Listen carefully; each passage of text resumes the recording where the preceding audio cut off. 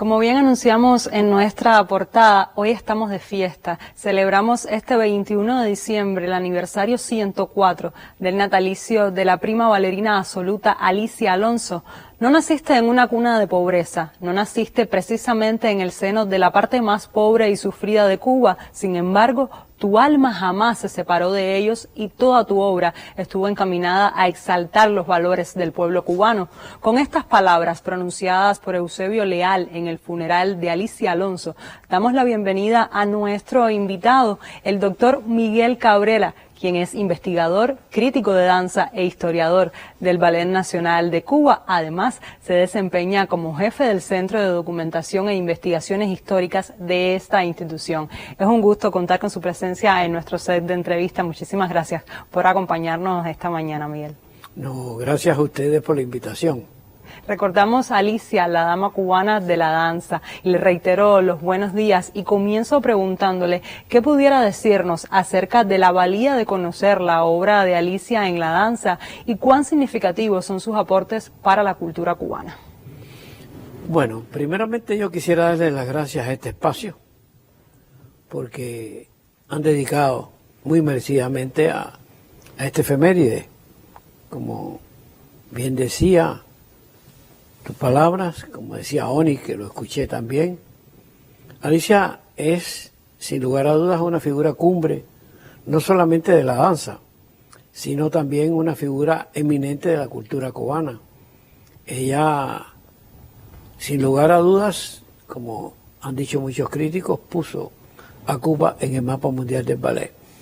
Una cubana de raíz, una cubana que amó muchísimo la danza.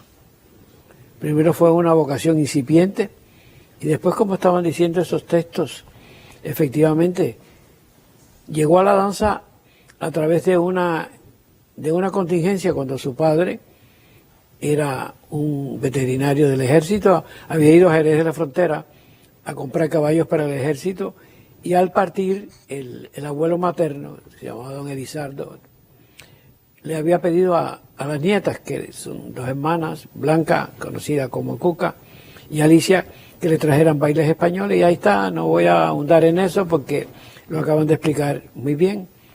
Fue un proceso, primero un incipiente y después ya, esas fotos son del año 29, 2 años después, ya en Cuba, se inicia la Escuela de Ballet de Proarte Musical y ahí ella comienza. Se destaca como alumna del maestro Jaworski, pero en el seno de Proarte, esa escuela no tenía ninguna intención de formar bailarines profesionales y ella, en una relación estrecha que luego se convierte en matrimonio, en el año 37 marcha a los Estados Unidos y comienza su vida profesional con los más eminentes profesores. Siempre, esto que acaba de oírla, se lo oí muchas veces, siempre esa anécdota de que, claro, en ese periodo había una especie de gran influencia en los medios occidentales del exotismo que tenía el ballet en Rusia. Porque el ballet no nació en Rusia, el ballet nació en Italia, de Italia pasó a Francia, italianos y franceses lo llevaron después a Rusia. Pero, claro, ese nombre querían cambiárselo, como ya he explicado. Pero ella siempre ratificó su cubanía y eso hizo que no solamente fuera un enunciado de palabra, sino que lo demostró con su entrenamiento y con su forma de bailar. ¿Y cuál es la grandeza de Alicia Alonso, su magnitud como artista? Mira, no lo voy a definir yo, pero figuras tan altas como Nicolás Guillén y como Alejo Carpentier no han vacilado en decir que ella es la artista nacional. La artista nacional, nosotros tenemos grandes exponentes de nuestra cultura en todas las ramas, pero Alicia, sin lugar a dudas, ha sido la artista más ecuménica, una mujer que no solamente como personalidad, como el rango de prima bailarina absoluta que ella tuvo, sino también crear, partiendo de esa propia idiosincrasia que ella tenía como cubana, llevarlo al baile. Y ese baile, que en un principio tuvo la génesis en su forma de bailar, se convirtió en el punto de partida de algo más importante, que fue la Escuela Cubana de Ballet, que no solamente es un aporte a la cultura cubana, sino un aporte que Cuba, a través de ella, primeramente, le hizo a la cultura danzaria mundial. Y creo que eso es una hazaña que muy pocos bailarines han podido lograr. Usted mencionaba la Escuela Cubana de Ballet. ¿Cuánto debe agradecerle esta Escuela Cubana de Ballet a nuestra Alicia por su labor sistemática en favor de esta institución? Mira, yo quiero recordar en esta intervención, con el mismo espíritu que hice en la comparecencia de muchas horas que yo hice en un programa especial que hizo la televisión cuando Alicia falleció el 17 de octubre del 19. Y es que nosotros le decíamos muchas veces cuando era una meta difícil, cuando había que hacer un estreno, cuando había que hacer una demanda, cuando había que buscar todos los elementos, nosotros le decíamos, usted es la culpable de todo esto. Y ella siempre se reía. Claro, fue una mujer que creyó. Alicia no era una mujer de religión, pero Alicia tenía una fe muy grande, y la fe muy grande de ella era la fe en el talento que había en el pueblo cubano.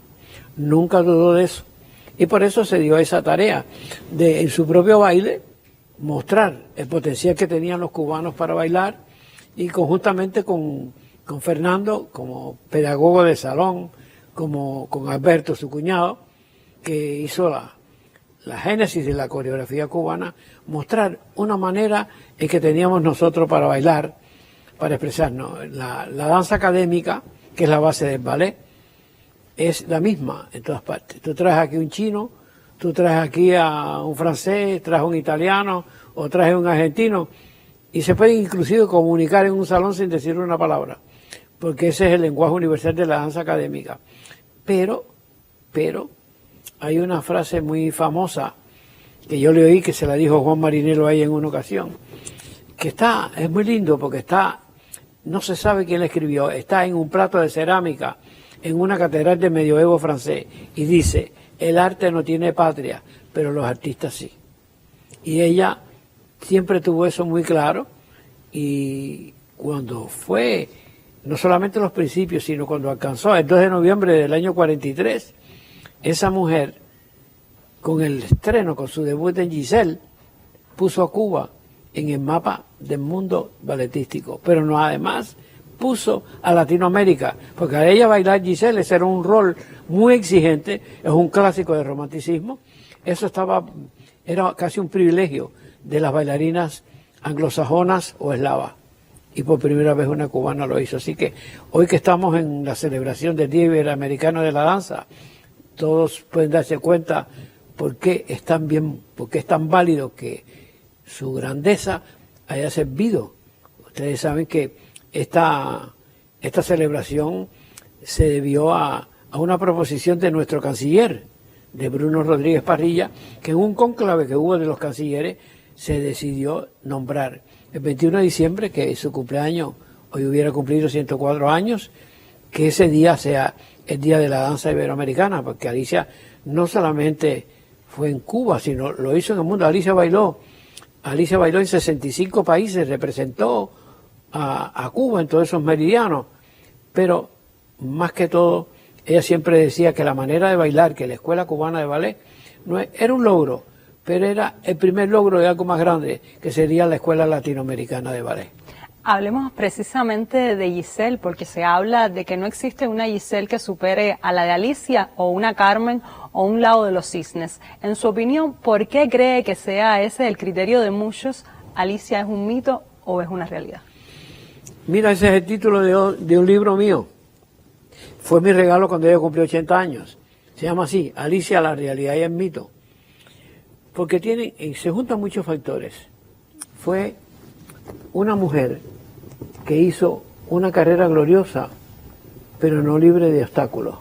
Cuando Alicia tenía 20 años, Alicia empezó a sentir unos problemas visuales y perdía la perspectiva de la relación con los compañeros bailarines, tenía problemas ya de cierta rigidez en el cuello, y la llevaron a un médico que era un famoso oftalmólogo catalán, muy famoso en Nueva York, que se llamaba José Ramón Castroviejo. Cuando la vio, le dijo, mira, ¿y usted qué hace? No, yo soy bailarina. Y dije, ¿cuándo usted no baila?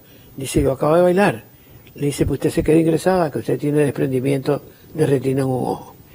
Eso fue una cosa muy tremenda para ellos, porque justamente en ese año, estoy hablando en febrero del año 41, Alicia había bailado el papel de Carlota Grisi, que es uno de los personajes de una joya del romanticismo que es el Gran Pas de Cáceres.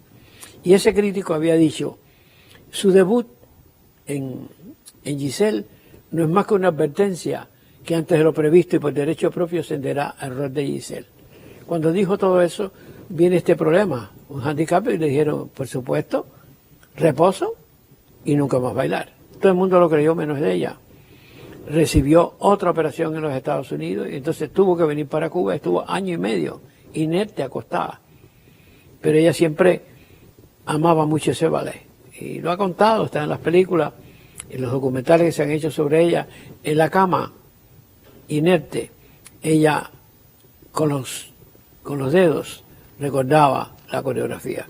Y eso fue tanto así, esa vocación fue tan grande, que el 2 de noviembre de 1943, después que ella regresa a esa compañía de la cual fue fundadora, estoy hablando, en ese momento se llamaba Ballet Theatre, pero hoy en día es American Ballet Theatre, con una mujer que estaba año y medio en una cama inerte.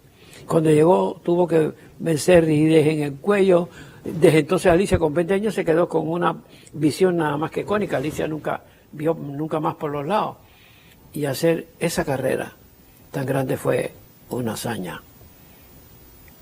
Todos esos valores ella los fue trabajando, le fue dando, la gente dice la versión cubana, como ella siempre decía, la versión cubana no se da en que mueva los hombros ni mueva las caderas, no, eso es el máximo de respeto al estilo romántico, pero la idiosincrasia, nosotros somos cubanos, nos proyectamos como tales, y eso lo llevó ella a una importancia tremenda y que quedó plasmado por suerte en una película que hizo una persona muy querida, muy cercana a nosotros, que fue Enrique Pineda Barnés.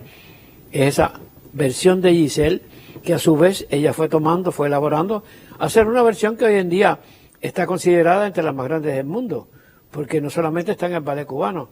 Alicia la llevó a la Ópera de París, donde ella la bailó y montó la coreografía. Ahí se estrenó en 1841 Giselle, pero la llevó a Viena, donde nació la mujer que trajo el ballet romántico a Cuba en 1841, que fue Fanny Esler, al Teatro Colón de Buenos Aires, y sobre todo es una versión que con el Ballet Nacional de Cuba ha recorrido el mundo y sin lugar a dudas la totalidad está entre las mejores del mundo y para otros muchos es la mejor.